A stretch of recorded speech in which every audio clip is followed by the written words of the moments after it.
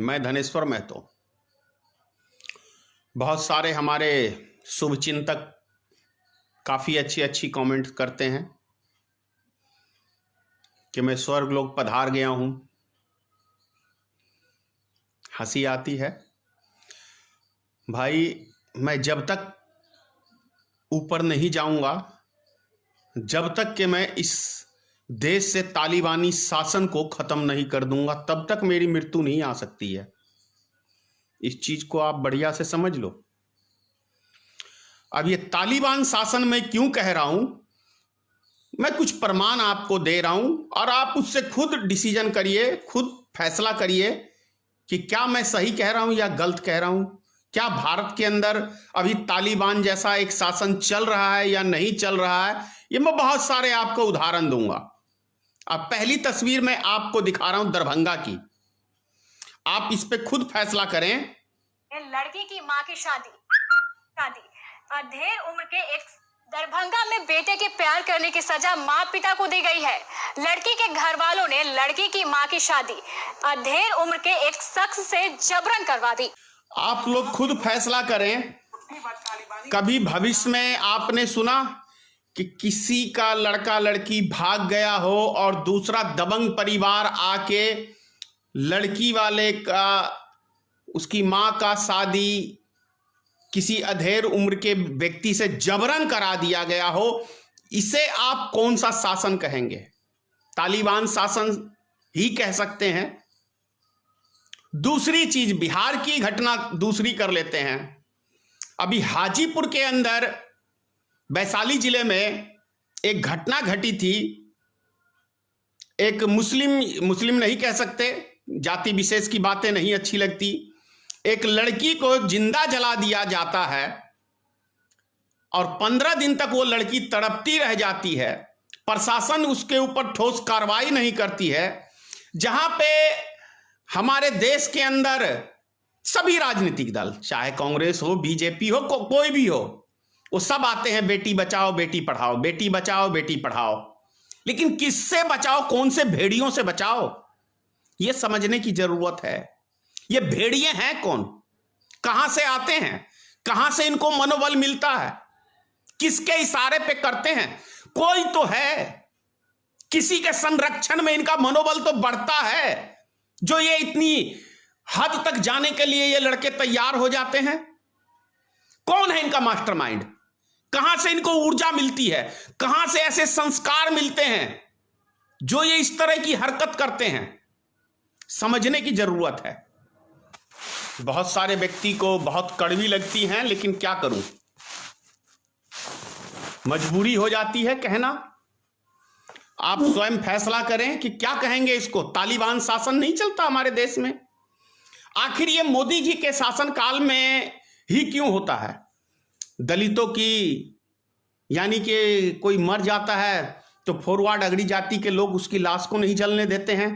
धरती भी उनके बाप का हो गया है। ये हवा पे बस नहीं है, नहीं तो ये हवा को भी बांटने से बाज नहीं आ जाते। सूरज पे बस नहीं है, नहीं तो ये सूरज को भी बांटते कि इस सूरज की रोशनी हम तुम्हें नहीं लगने देंगे। क्या चल रहा है देश में? किसको कहते हैं तालिबान शासन? आप लोग खुद फैसला करें कि एक महिला स्वर्गवास हो जाती है, उसको शमशान घाट पे जलाने नहीं दिया जाता है कुछ दबंगों द्वारा, उसको क्या कहेंगे? वो दबंग है या मानवता के नाम पे कलंक है? मानवता के नाम पे कलंक है, मनुष्य कहलाने योग्य नहीं है। यदि जिस व्यक्ति ने भी ऐसा किया तो मैं कहता हूं वो मनुष्य के रूप में एक दानव है, दानव जिसे हम राक्षस कहते हैं। उत्तर प्रदेश के अंदर हाथरस की घटना आप सबने देखा, किस तरीके से उस बेटी के साथ कुछ दबंगों ने, वो भी अगड़ी जाति के लोगों को मेरी बातें मिर्ची लगती हैं। अगर मनुष्यता या मानवता आपके अंदर है तो विरोध करो, गलत काम का विरोध करो। और यदि अपने जात का सपोर्ट करते हो, जाति विशेष की राजनीति करते हो, तो आप मानव कहलाने के योग्य नहीं हो, मानव कहलाने के योग्य नहीं हो, जिस व्यक्ति के अंदर अच्छे बुरे की पहचान तक नहीं हो, जिस जाति में अच्छे बुरे की पहचान ना हो, वो सबसे गंदा नीच इंसान होता है, नीच वर्ग होता है, चाहे वो कोई भी जाति धर्म का लोग हो। हिंदू में हो तो गंदा है, मुस्लिम में है तो गंदा है, ईसाई में है तो गंदा है, और सिख में है तो गंदा है। यदि उसने गलत का विरोध नहीं किया तो हर वो व्यक्ति गंदा है, और अपने समाज को कलंकित करने के लिए वो व्यक्ति पैदा हुआ है। अपने समाज को कलंकित करने के लिए, अपने देश को कलंकित करने के लिए वो व्यक्ति। इतनी बड़ी घटनाएं, क्या बोलते हैं मोदी जी, क्या बोलते हैं मोदी जी? सबका साथ, सबका विकास, सबका विश्वास। क्या यही है? ये है अच्छे दिन। इसे हम अच्छे दिन कहते हैं। शर्म से डूब मरो चिल्लू भर पानी में। यदि ये अच्छे दिन है तो हमारे बुरे दिन अच्छे थे, हमारे लिए वो बुरे दिन अच्छे थे। ऐसे अच्छे दिन अंधभक्तों को मुबारक हो, उनको मुबारक हो, क्योंकि तुम्हारी मां बहनों के साथ नहीं हुआ है ना। तुम्हारे अंदर मानवता नहीं है, तुम्हारे अंदर दिल नहीं है। क्योंकि यदि मानवता होती तो तुम शर्मसार होते, लज्जित होते, और जिसने भी किया उसकी निंदा करते।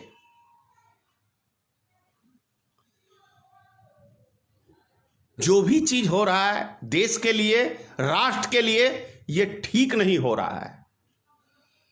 कभी यह मत सोचना, बहुत सारे लोग क्या सोचते हैं, अरे फलाने के घर में आग लगी है, मुझे क्या लेना देना।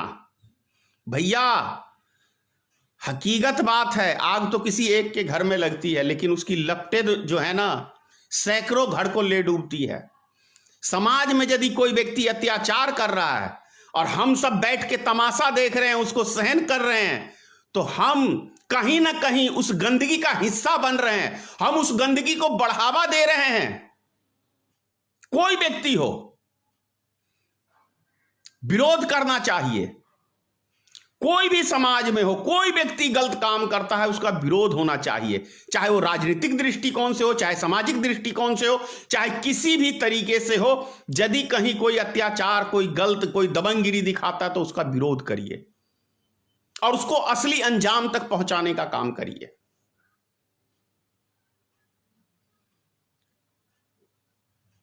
ऐसी कितनी घटनाएं बताऊं। उन्नाव में आपने देखा कुलदीप सिंगर क्या किया, रेप किया, लड़की को मरवा दिया, उसके पूरे परिवार को मरवा दिया, और कैसे भाजपा के नेताओं ने उसका सपोर्ट किया और उसको बचाने के लिए हर प्रयास किया। नहीं वहां पे खड़े उतरते ना, तब होती कि हाँ आप राष्ट्र के लिए काम कर रहे हैं, हिंदुत्व के लिए काम कर रहे हैं, देश के लिए काम कर रहे हैं, तब यह बात समझने में आती कि नहीं आप में राष्ट्रभक्ति है। लेकिन नहीं, आप में जातिवाद की भक्ति है। भारतीय जनता पार्टी एक जाति विशेष की पार्टी बन चुकी है, और ये दबंगगिरी पुराने युग वाला चाहते हैं कि हमारा शासन आए। ऐसा कभी नहीं होगा, कभी नहीं होगा।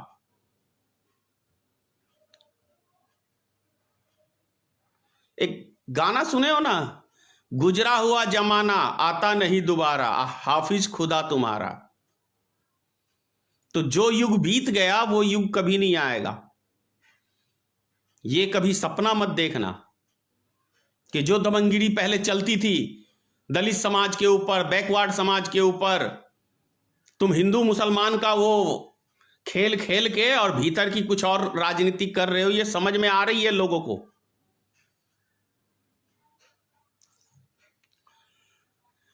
बहुत जल्दी देश की जनता समझ चुकी है, ये तो ईवीएम का खेल है, चमत्कार है कि आप बिहार जीत गए, और जब तक ईवीएम से आप चुनाव लड़ते रहोगे तब तक जीतते भी रहोगे, क्योंकि सत्ता आपके हाथ में है, पावर आपके हाथ में है।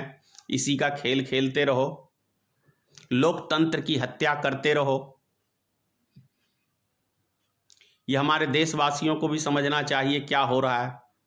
और मैं तो कहता हूं कि अभी जब ये सब घटनाएं हो रही हैं और इन सब घटनाओं को दबाने के लिए हमें क्या करा जाता है, कभी पाकिस्तान के बॉर्डर पे ले जाते हैं, कभी चीन के बॉर्डर पे ले जाते हैं, जब यहां से निकलते हैं बाहर तो वहां चले जाते हैं और झूठी एक खबरें चलाई जाती हैं।